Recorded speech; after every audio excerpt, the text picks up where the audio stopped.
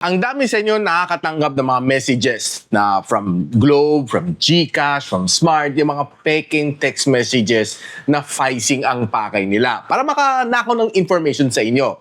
Now, what if the moment na nakapindot ka dito sa link niya na hindi mo nalalaman? Probably hindi alam ng tatay mo, ng tito mo, ng tita mo.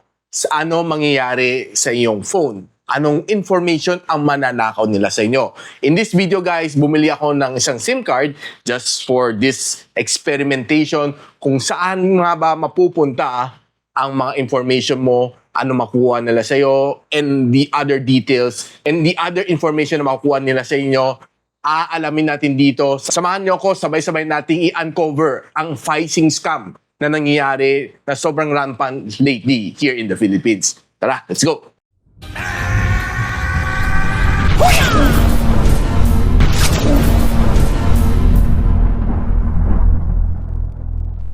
So, I'm pretty sure na nakakatanggap kayo ng mga ganito. Like ito natanggap natin. You received 3,000 pesos from SS Calamity Assistance. Check your GCash balance now. If not received, click mo itong confirmation to. And most likely, pag tinignan mo naman sa yung transaction sa GCash, wala ka naman talagang matatanggap na 3,000 piso. So most likely, kinik mo to. Yung tito, yung tatay, yung nanay, hindi nila alam. Probably yun ang mga gusto nila scam. Yung mga hindi nakakaalam sa mga ganitong klaseng scam. And so in this video, bumili tayo ng TM SIM para i-try natin. Nag-register ako ng GCash na non-verified na account. And so, papasokan natin tong link na ito. Now, tinry ko siya i-uncover. Merong there's a way how to uncover, no? So, nung pinasok natin to sa unshorten it, so, i-type in lang natin yung link kanina. So, ito yan. Ito yung website, no? Tinype ko lang dito. Okay. So, i-unshorten natin. Gusto natin makita kung saan nga mapupunta. Yan. Yun. Itong destination niya na website. So, sabi niya, gcashapp.pages.developer/? Diyan papasok yan. So, alam naman natin na this is not a Globe na website. So, most likely it's globe.com.ph/gcash or something. Ito, alam na natin. First hand pa lang, no? So, syempre, i-uncover natin. So, once na pinasok mo, yung page na yan, dito papasok yan. Yan, no? Mukhang legit, no? Sabi ni tatay, sabi ni nanay, uy, mukhang legit. No? Pero, nalaman ko naman, nung pinipindot ko tong register now, hindi gumagana ang link na ito. Ayan. No? So, medyo kaduda-duda na. Siyempre, tayo nakakaalam tayo, di ba? So, alam natin. Now, I made myself a GCash account dito just for, just for demonstration purpose. Nalaman natin, no? Using itong ating ITEL na CT100. And, yan. So, yan, nilagyan na ng 10 pesos. Okay? Para tingnan natin kung ano mangyari kung mananakaw ba nila. Now, let's go back to yung site.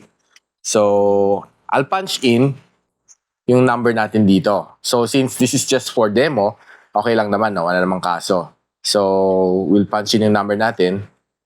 953. Yan. Okay, so, next. Okay. So, I'm not sure kung ano mangyayari, no? Kasi this is the first time, sabay lang naman tayo gagawa nito, no? So, since, and surprisingly, dumating yung code, no? So, copy code. Paste natin. Okay, submit. Hindi ko lang kung anong milagro na gagawin niya. So, 4-digit PIN, yung kanina. So, without this PIN, hindi na ma-access yung laman. So, sinabi ko naman siya is 2025. I'm not sure kung anong milagro mangyayari dito, no? Yeah. Okay? Only fully verified user can use this service. Okay. So, if I'm correct, no? System is busy. Most likely, no? If once they gain access dito, mapupunta yan, papasukan nila tong GCash mo, no? Magugulat ka na lang, mawawala na yung mga laman ng yung GCash. So, it's a unverified na kasi hindi ko pwede i-verify. Once na bin-verify ko yan, syempre account ko yun, no? So, just a word of warning sa mga tulad ninyo na hindi nakakalam. Once na nilagin mo to using yung OTP PIN plus yung MPIN ninyo, for sure na, ayun, mawawala na yung mga pera ninyo. So that's how they scam yung mga tao na hindi nakakalam sa mga ganong klaseng phishing na scam. So, for sure, na kailangan mo na magpalit ng password and everything. Kung hindi, meron pa rin silang access sa inyo.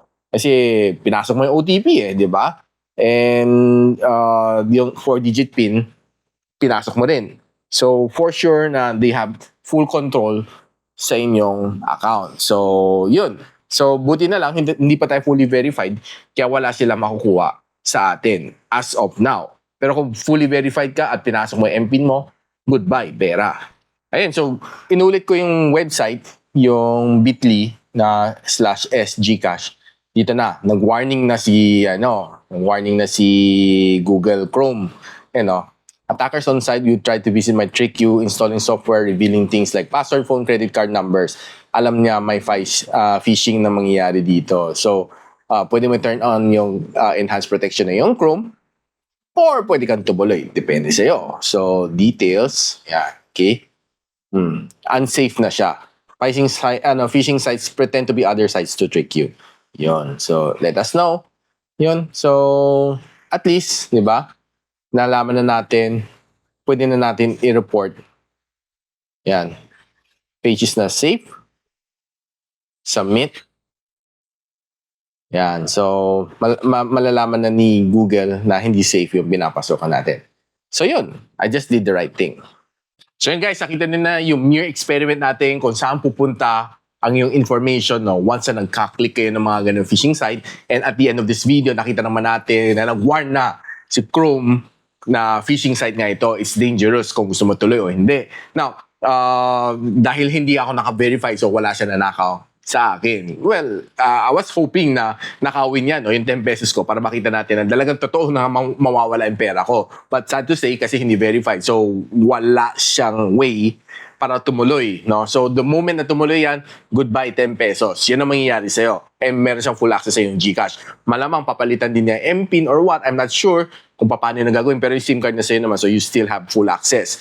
Now, kung nakita nyo ganon, please don't click si Smart, si Globe, si Dito, si GCash, si Mayang, mga ganon. They will not send websites for you to click via text messaging. The only time, and the only message na sisend niya sa inyo, mga OTP PIN, yung mga transaction, yun ang mga isisend niya sa inyo or follow-up sa inyong billing, di ba? So, meron mga disruption sa inyong connection, ganon. I think, ite-text nila sa'yo. But other than that, wala siyang sites na i-click.